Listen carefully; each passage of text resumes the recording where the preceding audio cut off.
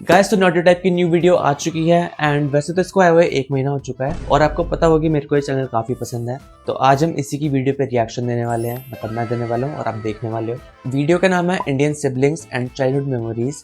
तो मेरे भी वैसे सिबलिंग है, मेरा एक बड़ा भाई है और मुझे पता है कि सिबलिंग होना कैसा होता है, पर देखते हैं कि नॉटी टाइप का इस पर क्या कहना है और इसने वीडियो में क्या बोला है।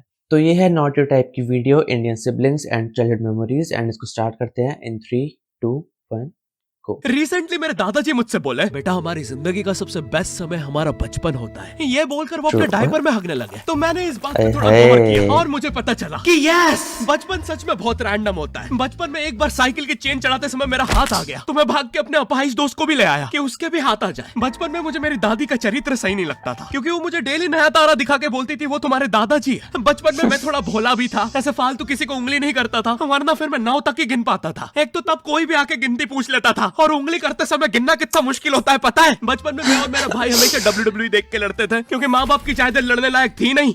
ये किसने किया है कि तुमने, मतलब तुम भाइयों ने WWE के मूव्स मारे एक दूसरे पे, बेड पे तुमने खेला वैसा कुश्ती उश्ती करी हो?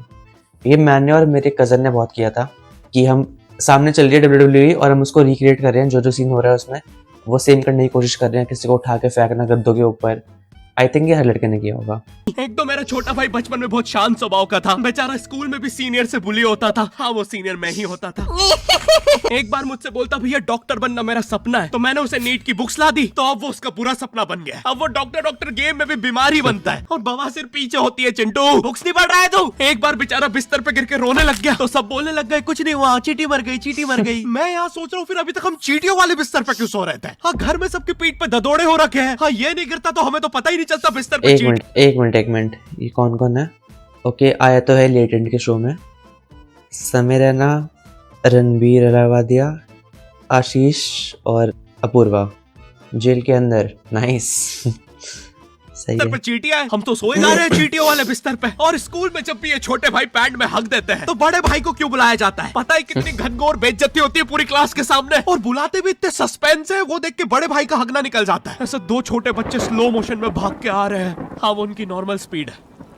मैं देखता हूँ मेरे भाई को क्राइम सीन से 2 पियून पकड़ के ले जा रहे हैं। उसे ब्राउन रंगे हाथों पकड़ लिया गया। मेरे भाई ने मुझसे जाते जाते कहा, मुझे फंसाया जा रहा है। ब्राउन रंग हाथ। मुझे पता था इस लेंडे के पीछे की कहानी इतनी सिंपल नहीं हो सकती। कड़ी तहकीकात के बाद मुझे पता चला इस लेंडे के पीछे बड़े बड़े पॉलिटिशियंस, गैंग लीडर्स और माफिया इन्वॉल्व है। मेरा भाई सही कह रहा था, ये उसका लेंडा नहीं है। हैंड्स अप पीटी टीचर, तो वो लेंडा तुम्हारा था।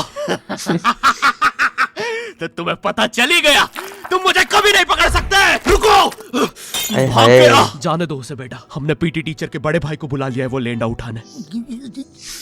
लेंडा आपकी नजदीकी सिनेमा घरों में पड़ा होगा तो देख के पैर रखना। ये चैनल पे जितने भी अजीब और गरीब चीजें तुम देखते हो, ये मैं और मेरे भाई की लाइफ में हमेशा होती रहती है, और इसलिए हमने ये चैनल नॉट योर टाइप बनाया था। मेरे भाई ने कहा तू बोल और मैं एनिमेशन करता हूँ, और लो बन गया नॉट योर टाइप। आपके नजदीक, अरे अभी भी लेंडा लगा हुआ है। बचपन में बोले जाता था कि तुम जितने दांत तकिए के नीचे रखोगे तुम्हें उतने ही रुपये मिलेंगे। तो मैंने दादी की 32 रख दी, तो मुझे 32 रुपए मिले। वो 32 7,000 की थी। जो पिटा हूं ना मैं घर पे, साली स्कैमर दांतों वाली परी चांदी का दांत ले जाके 1 रुपया देती है। दांतों से याद आया, बचपन में सब सूखा बॉर्नविटा खाते हैं क्योंकि दांत दूध के होते हैं। ठीक है, ये वाला जो हटा दूंगा। बचपन में मुझे चुड़ैलों से बहुत डर लगता था। मैंने भी खाया। चुड़ैल के पैर के निशान दिखे तो मैं उल्टा भागा, पर फिर मैं चुड़ैल के ही घर में आ गया। हाँ, मैं पट्टी में भूल गया था उसके पैर उल्टे होते हैं, तो फिर मैंने सोचा इसका पीछे से सर फोड़ देता हूँ। सर फोड़ने गया तो वो उसका मुंह निकला। फिर से भूल गया कि साली चुड़ैलों के बाल भी मुंह पे होते हैं। आदमी को पता चले तो चले कैसे। जब मैं छोटा था नींद में बिस्तर भी बहुत गीला करता था। मेरी मम्मी हमेशा गुस्सा करती थी कि सोने से पहले सुसु किया कर। अब उन्हें कैसे बताऊं, फिर गीले बिस्तर में मुझे नींद नहीं आती। बचपन में मुझे गुस्सा भी बहुत आता था, तो मेरी मम्मी ने मुझे एक रेड स्टोन की अंगूठी पहना दी, और सरप्राइजिंगली उससे मेरा गुस्सा इतनी जल्दी उतरने लग गया, क्योंकि अब मैं जब अंगूठी पहन के लोगों को पीटता था तो गुस्सा इतनी जल्दी शांत होता था। वैसे ये अंगूठी मुझे एक बाबा जी के आश्रम से मिली थी। जब मैं वो आश्रम में गया था, वहाँ एक बहुत ही हॉट सी बंदी मुझे देख के बार बार स्माइल करे जा रही थी, तो मैंने भी मौके पे चौका मारा और जल्दी से अपना नंबर पेपर पे लिख के उसकी तरफ फेंक दिया। वो बंदी ने भी बड़े प्यार से मेरा नंबर उठाया और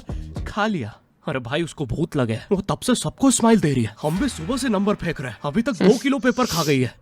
अब तुम्हें भी ऐसे रैंडम भूतों या स्ट्रेंजर्स पास नंबर ना फेंकना पड़े प्यार के लिए, इसलिए आओ बचपन में मेरी मम्मी हमेशा बोलती रहती थी कि बाहर जाके खेलो। अब बाहर मेरे मोहल्ले के बच्चे भाई वो ऐसे अजीब अजीब से गेम्स खेलते थे। कहीं ड्रैगन फ्लाई में रस्सी बांध के उसको पेट बना लिया है, कहीं नंगे भाग रहे टायर के पीछे लकड़ी मारते मारते। मेरी मम्मी को उन पे दया आ रही है कि बेचारे गरीब बच्चे किसी भी चीज से खेल लेते हैं, फिर हमारी कार पलट जाती है। हाँ वो टायर हमारी कार। तुमने वो देखा ये बत्तख जो मारी है, ये वो वीडियो गेम वाली बत्तख है, अगर तुमने वो खेला होगा तो। भाई वो ऐसे अजीब अजीब से गेम्स खेलते थे, कुत्ता भी लेके भाग रहा है, रस्सी बांध के उसको पेट बना लिया है, कहीं नंगे भाग रहे टायर के पीछे लकड़ी मारते मारते। मेरी मम्मी को उन पे दया आ रही है कि बेचारे गरीब बच्चे किसी भी चीज से खेल लेते हैं, फिर हमारी कार पलट जाती है। हाँ वो टायर हमारी कार का था। और मुझे एक बात बताओ, चक्के से खेलने पे वो गरीब कैसे कंसिडर हो रहे हैं? क्या पता उनने कार खरीद के चक्का निकाला हो, क्या पता लैम्बोर्गिनी के चक्के से खेल रहे हो। नहीं तुम्हें कैसे पता चल रहा है वो गरीब है या अमीर? और एक चक्के से इतनी सारी एक्टिविटी करेंगे ये लोग। कभी चक्के में रस्सी बांध के झूला बना दिया, कभी झूले से फिका के खुद को लूला बना दिया, कभी लूले पे झूला बांधकर हुला हू बना दिया। ये इतने हरामी बच्चे थे, इनके साथ कोई भी घर नहीं खेलता था, क्योंकि घर ये जुए में लगा के हार जाते हैं। ये वो बच्चे जिन्हें तुम रिमोट कंट्रोल कार भी दोगे तो उसकी मोटर निकाल के पंखा बनाएंगे। एक बार इन्होंने रिमोट कंट्रोल रिमोट बनाया था।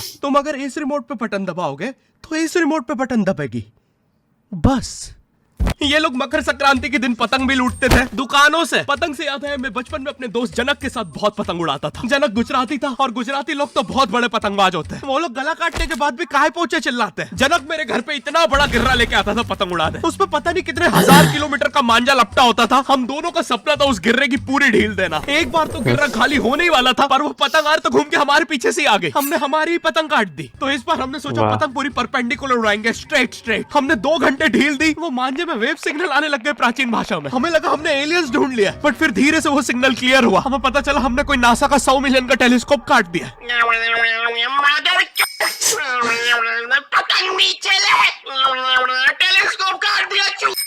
नासा का टेलीस्कोप जैसे ही नीचे गिरा, बच्चों से पहले विसरो ने लूट लिया। बहुत वियर्ड था, इतने सारे बुड्ढे छत कूद के भाग रहे थे। एक तो जनक के मांझे में इतनी सारी गठाने होती थी, वो मांझा इतना भारी हो जाता था, हम चौथे माले से पतंग उड़ा रहे, वो दूसरे माले पे उड़ रही है। बचपन में बोला जाता है किसी भी स्ट्रेंजर से बात नहीं करते, तो फिर मैं इशारे करता था, तो फिर दादी मेरे चरित्र पे सवाल उठाती थी। दादी से याद है पुराने जमाने में एंटरटेनमेंट के लिए कुछ होता नहीं था, तो लोग 7-7, 8-8 बच्चे पैदा कर लेते थे ताकि उन्हें जायदाद पे लड़ता देख मजे ले सके। मेरे पापा के 5 भाई और 4 बहनें हैं, टोटल 9 बच्चे। मेरी दादी ने जिंदगी के 9 साल बस बच्चे दिए। दादी ने 9 साल तक पेट में इतनी लातें खाई है, उनके अंदर से एब्स आ गए थे। मेरी दादी लिटरली अंदर से टूट चुकी थी। उनका इतनी बार ऑपरेशन हो रखा है, उनको डॉक्टर ने टाकों की जगह चेन लगा दी थी। भाई आज के जमाने में तो इतने बच्चे कोई पता नहीं करता, उल्टा अबॉर्शन करवा लेते हैं। और यस मैं अबॉर्शन बोलूंगा क्योंकि मुझे जेल नहीं जाना। एक तो इंडिया में भी अबॉर्शन करवाना लीगल है, लेकिन बच्चे का जेंडर जानना इलीगल है। मतलब तुम मार तो सकते हो, लेकिन किसे मार रहे हो ये पता नहीं कर सकते। तो देखो अब रिस्क कितना बढ़ गया है। क्या पता अंदर शेर बैठा हो या कोई बड़ा गैंगस्टर, क्योंकि तुम्हें तो पता नहीं है तुम किसकी सुपारी दे रहे हो। क्या पता वो अंदर बंदे लेके बैठा हो। बचपन में सबके मम्मी पापा डराते हैं, मस्ती मत करो वरना बोर्डिंग स्कूल भेज देंगे। और मुझे बोर्डिंग स्कूल से इसलिए डर नहीं लगता था कि मैं वहां जाके अपनी फैमिली से दूर हो जाऊंगा। मुझे बोर्डिंग स्कूल से इसलिए डर लगता था क्योंकि वहां पे वो बड़े दांतों वाला ईशान अवस्थी होता है। मैंने पहली बार जब तारे जमीन का ट्रेलर देखा था तो उसमें वो पागल बच्चे ने आतंक मचा रखा था। फिर मैंने मूवी का नाम पढ़ा तारे जमीन पे। मुझे लगा बिछाए होंगे इस पागल को पकड़ने के लिए, शॉक वॉक देना होगा तारों से। इसके तो दांत भी इतने बड़े हैं, सारी तारे काट देता होगा। मुझे ट्रेलर देख के लगा कोई एक्शन मूवी है, आमिर खान जोकर बना हुआ है। मुझे लगा यही तारों का जाल बना के पकड़ेगा पागल को। हाँ ट्रेलर देख के तुम्हें क्या ही समझ में आएगा। एक शॉट में आमिर खान बोल रहा है आपके बच्चे को डिसलेक्सिया है, फिर अगले ही शॉट में जोकर बन के बड़ा मछलियां उड़ती क्यों नहीं। फिर मुझे लगा ये शायद अपने माँ बाप को बोल रहा था। और दया तो मुझे उस लंगड़े बच्चे पे आती है जिसके बगल में ईशान अवस्थी को बिठा दिया था। वो बेचारा उठ के भाग भी नहीं सकता। और मैंने तो सुना था बोर्डिंग स्कूल में बस नॉटी बच्चे जाते हैं, तो फिर इस बेचारे गाय से बच्चे को क्यों यहाँ भेज के रखा है? कहीं ऐसा तो नहीं इसके पहले पैर थे और ये बहुत मस्ती करता था तो माँ बाप ने पैर तोड़ के इधर भेज दिया। बस भाई मेरा हो गया है आज का। अगर तुम्हें वीडियो पसंद आई तो यार लाइक मारो। एम करते हैं 7 लाख लाइक्स के लिए। पिछले वीडियो में नहीं आए थे इसलिए अब मैं औकात में आ गया हूँ, इसलिए अभी लाइक मारो। 7 लाख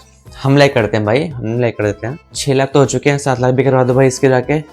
और अगर तुम्हें वीडियो पसंद आई हो मेरी वाली तो मेरे को भी लाइक कर दो। बाकी अगर आपकी कोई फरमाइश हो तो आप बता देना मेरे को, जिस पे आप चाहो कि मैं रिएक्शन दूं या फिर रिव्यू करूं। तो आपसे मिलते हैं नेक्स्ट वीडियो में, तब तक के लिए ध्यान रखो और बाय बाय।